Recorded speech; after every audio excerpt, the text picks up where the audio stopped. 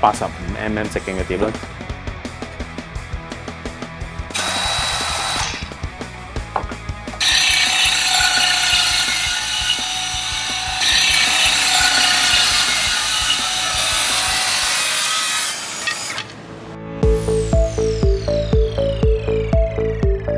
大家好，歡迎收睇大人學啊！我係渣水 Kerry。大家好，我係 Sylvia。頭先咧同大家講完 WX530啦，咁其實橙色機咧都有2部喎，咁綠色機咧佢新出咗咧有2隻唔同嘅圓鋸啦，或者風車鋸啦，咁但係咧呢就少少唔同嘅，呢叫單手鋸，分別係533同535嘅。我而家馬上開箱俾大家先嚟。先啦，跟住有部533嘅主機啦，亦都有說明書啦，有隻碟啦，同埋條腰帶嘅。535咧有隻碟啦，有說明書啦，有吸塵嘅位置啦，然後有條帶啦。另外咧仲有呢個。係咪磅尺咧？咁望落去係咪兩部有少少相似啊？係啊，望落去我覺得好相似，但係配件就有啲唔同咯。最大嘅分別咧就係講緊隻碟啦。呢隻碟咧係講緊120mm 直徑啦，而你嗰隻咧140mm 直徑嘅。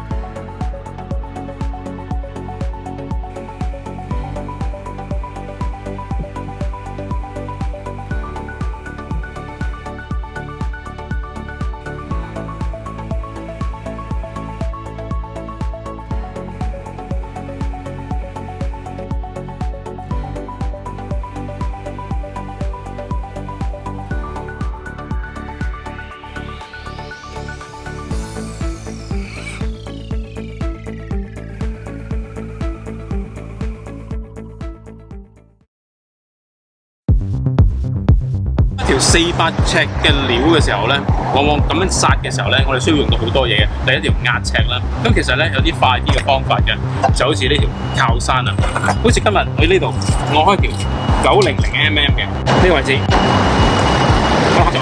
記住你係要留墨定唔留墨啊，因為撐成2mm 㗎。今次用嘅咧係部碟535，喺呢度穿入去。好，擰實佢。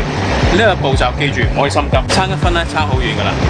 OK，預備，可以開機。呢隻手放住。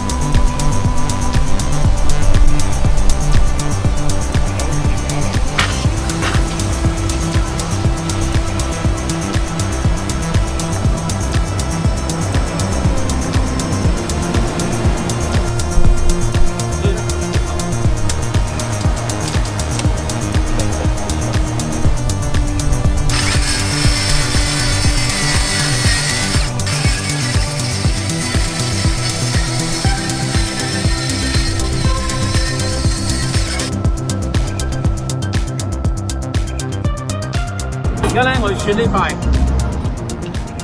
厚身嘅洞板，即係呢啲掛牆嗰啲掛板啦。佢啲料咧都好硬嘅。咁平時咧用磨機咧，要慢慢切啦，咁啊都幾麻煩嘅。今日咧我哋就用533，就用嗰隻金屬碟嘅。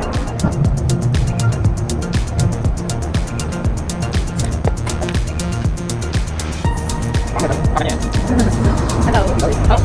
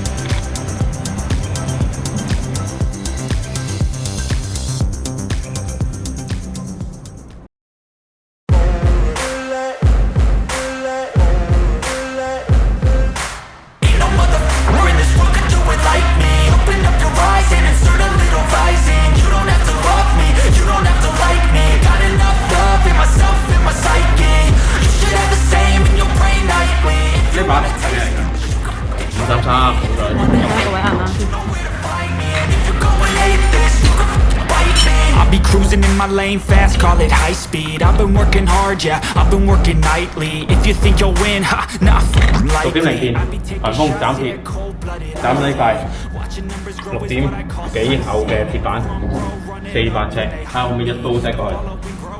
OK。And I ain't playing games, I create my own lane, making places out of pain, turning losses into gains, I'm the boss, I'm making change, I've been rocking this exchange, popping off and risking things, gonna make a f***ing name, I just wanna be famous, but I don't want that cheap fame, no I'm not that vain, I just wanna be greatness, I just wanna be greatness, I just wanna be greatness, I just wanna be greatness. No motherfucker in this world could do it like me. Open up your eyes and insert a little rising. You don't have to love me, you don't have to like me. Got enough love in myself, in my psyche. You should have the same in your brain nightly. If you wanna taste me, you can fucking try me. If you wanna hate me, you know where to find me. 呢把533換咗把颱風嘅鋸片咧，我係切咗呢塊好厚料嘅鐵板啦，我而家嚟打側睇咧，先睇到個厚度，至少6mm嘅，有啲地方5至6mm嘅。佢由頭到尾咧，呢塊係400尺料啦，即係我得個8尺啦。佢中間換咗粒電嘅。開頭嘅時間咧，因為咧個碟嗰時候咧側邊好多摩擦力，已經用咗好多粒電啦。咁嗰粒6.0電咧，大概去到1.8即係6尺度，6尺左右啦。咁至於呢把嘢落去住。問題似乎咁大，中間都係啲過熱啦。平時我諗我哋以前要開呢件料嘅時候咧，都一定要用風煤啦，或者用好多嘅磨碟啦。所以今次呢把533嘅極端測試成功。睇完頭先嘅測試啦，不論533又好啦，535都好啦，都有自己各自嘅特色㗎。533就會輕巧靈活啲啦，535咧就會切得深啲嘅。切割方面，切木材一定冇問題啦。切個金屬頭先咁厚嘅時候咧，都係可以做到嘅。咁當然佢本身嘅設定嘅時候咧，係一把木工嘅風車鋸嚟㗎。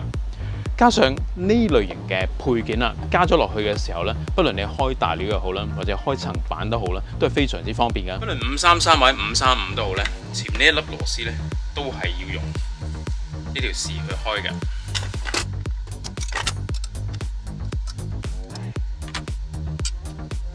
咁但係每次啊都用呢條匙嘅時候咧，就相對有啲麻煩咧。咁所以咧就可以用呢一啲啦 ，butterfly。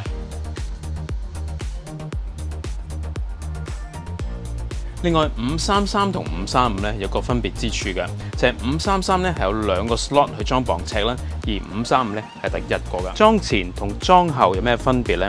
例如有啲時間咧，你呢度去到嘅時候咧，呢個位置可能會頂住咗㗎。咁呢個時間咧就可能安裝喺後邊啦，咁你去嘅時候咧就唔會頂住。咁但係個人覺得咧，因為前面呢度咧，如果有偏嘅時候咧，好容易咧就會令到佢走咗位嘅。咁所以咧，通常啊，我習慣咧都係裝前面㗎。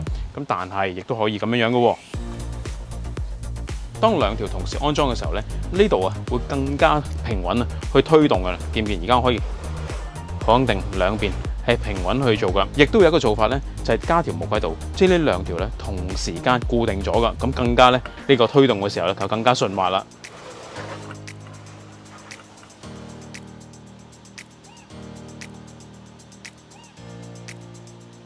市場上啊有啲進口嘅導尺，不過價錢相對就會貴啲。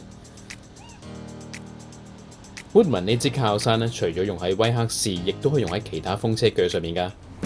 大家睇過頭先嘅測試啦，4款唔同嘅機啊，都有唔同嘅特性嘅，咁大家咧可以按翻住自己需要去選擇㗎。單手鋸、雙手鋸，咦？咁 Vox 有冇綠色嘅雙手鋸咧？梗係有啦，就係 WU536啦。如果大家想睇多啲嘅測試同埋介紹嘅話咧，記住留言俾我哋啦。